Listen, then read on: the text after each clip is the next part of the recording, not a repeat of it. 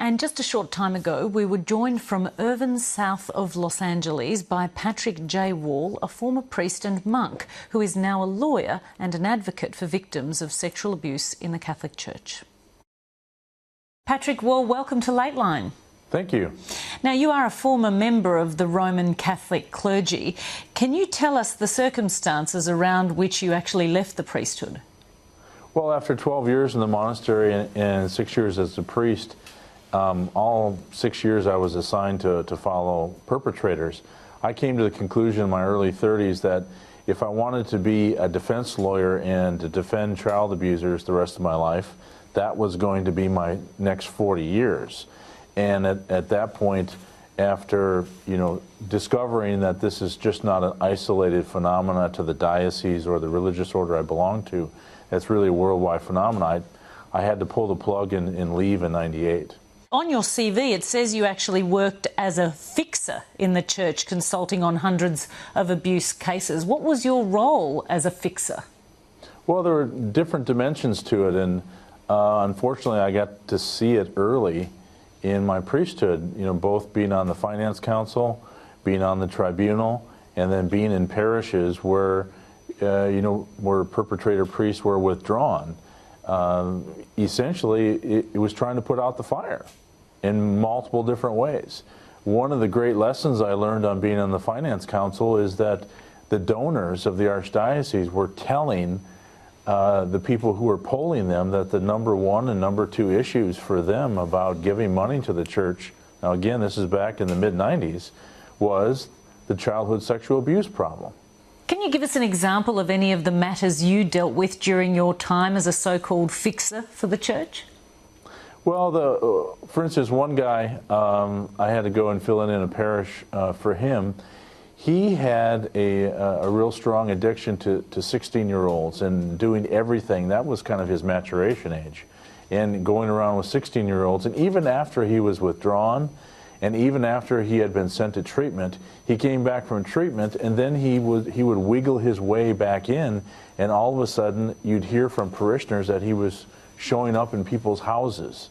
And then at that point, you report it up to the abbot, you report it up to the archbishop, and they do make some changes, but eventually nothing ultimately changed until in the 2000s, long after I left.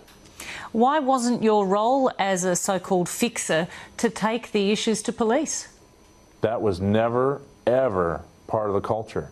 And that's why I bring it up with everybody, that whether you look at the documents in Los Angeles, or you look in the documents in Dublin, or you look in the documents in Sydney, they're all exactly the same. The culture is to keep it internal, deal with it inside, and never ask for help outside ever. Did you think that was wrong at the time? At the time, no. At the time, I mean, that's just part of the culture. You deal with it internally. It's not viewed as a crime, it's viewed as a sin. And that's ultimately one of the largest issues. And it really didn't start changing in the United States until mandatory reporting in the late 90s. Is that when your mind changed about this? That's partly when I was having the same epiphany, that something had to change, that ultimately it's part of the culture. It's been part of the culture all the way back to the Didache in 60 AD, and that there have been constant attempts by the popes over the years to curtail the problem, but it's never, ever been snuffed out. It's childhood sexual abuse by the clergy and by bishops is literally seems to be in the DNA of the Roman Church. Do you have any sense of the scope of these crimes worldwide, the number of priests involved, the number of victims? Well, the pretty constant threat analysis you have to do is after decades of cases, that generally about 6% of the Roman Catholic clergy is going to offend against a child in their lifetime. So you simply just got to do the math and calculate it out, and that's about the chance that you're going to have. When you look at the cases in LA, or you look in the cases in Philadelphia, or you look in the cases in Dublin, that seems to be the number that holds pretty constantly, a good 6%. The recent release of 12,000 documents related to the LA diocese, the biggest diocese in the United States. Tell us about your role in that case and what exactly those documents revealed in terms of the extent of the involvement of the most senior clergy in the Catholic Church. Well, what we found is consistent in the review of those documents, that there's a small control group, and that small control group is made up of bishops, auxiliary bishops, and vicars for clergy, that they handle all the cases internally, and they never contacted police. But the thing that became so heinous in the documents over and over again is that they calculated what the criminal statute of limitations were. They calculated what the civil statute of limitations were, and in some cases they would order the priest to leave the United States. Sometimes they would order them to stay outside the state of California, and then at other times they would order them to absolutely remain in the facility, almost like a clerical prison. Did the Vatican know this was going on? Oh, complete with the Vatican approval. And they actually even consulted with the Vatican on many cases on exactly what to do.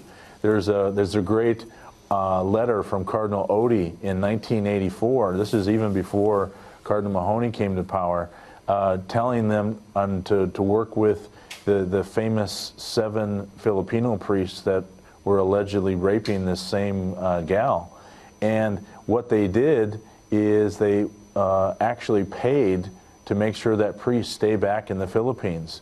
And then what they attempted to do after that is they actually took that case through the civil courts, knowing that they weren't telling the courts everything, and they allowed the courts to make some what are now pretty known to be bad rulings while withholding all the documents from the courts. Now, you've been directly involved in those 2007 cases from which we've seen the recent release of those previously classified 12,000 documents. Now, within that, is there any evidence that you've seen that links the Vatican directly to these crimes or to their cover-up? Yeah, the names, in fact, were sent because part of the whole procedure to dismiss a priest from the clerical state, if you're doing it on the criminal side, is to have to state the exact evidence. So, for instance, they would need to be able to, on Father Lynn Cafoe, for example, they would need to be able to tell the 1974 incident, the 1980 incident, the 1984 incident, with very clear and specific knowledge in order to be able to prove with moral certitude that Father Cafoe should never have been ordained a priest. So that knowledge went directly to the Holy See, and in many cases went directly to Joseph Ratzinger at the Congregation of the Doctrine of the Faith before he became the Pope. Is it a coincidence, do you think, that these documents have been released in the United States and just weeks later the Pope announces his resignation? I don't think there's a strong correlation between that at all. I think more importantly in Rome, what the Holy Father is getting tremendous pressure over is all of the scandal that's come forward in this recent report by the 3 cardinals who did an internal investigation. That literally the kids are running the Holy See. That there's so many excesses and unfortunately parties and just immoral things going on in Rome that compounded by the problem with the Vatican Bank, compounded with the problem with Vatican links and so-called the butler did it, compounded with the international problem of childhood sexual abuse. All of those things together brought tremendous pressure on the Pope to step aside. So do you think Pope Benedict feared a direct confrontation of sorts with criminal authorities? Well, this ends it now, doesn't it? And it seems to have achieved its goal that he's no longer there. He will be out as of Friday, and someone else will come in and he will just disappear into the sidelight.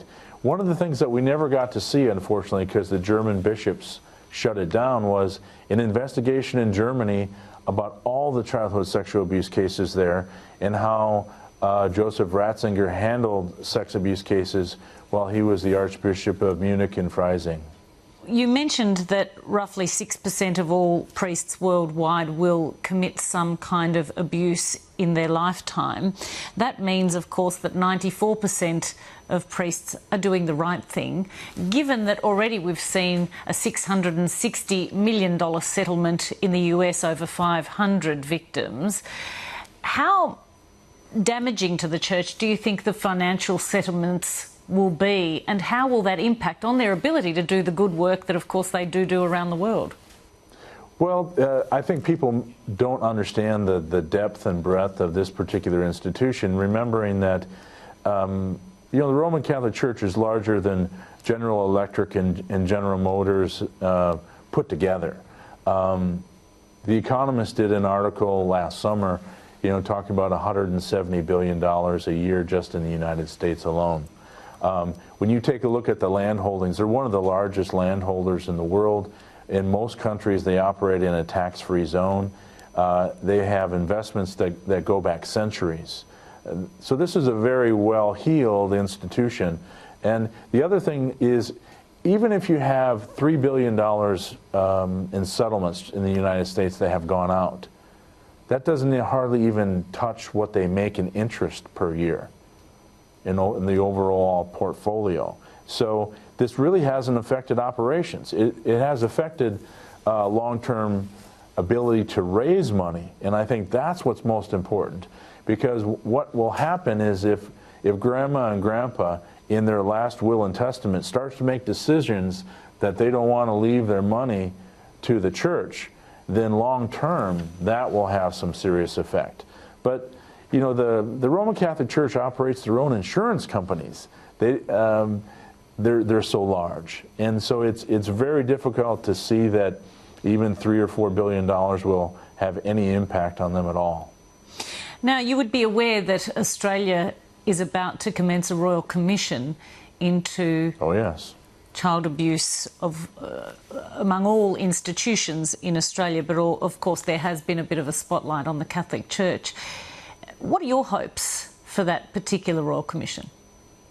Well, I hope the Royal Commission has the moral fortitude to really go into the secret archives and to literally get the documents, because unless they go and seize the documents, my experience has been that a Roman Catholic bishop or a Roman Catholic official will straight up practice mental reservation and not answer a question directly under oath. So what you're going to find is that there were perpetrators from the United States who were sent to Australia.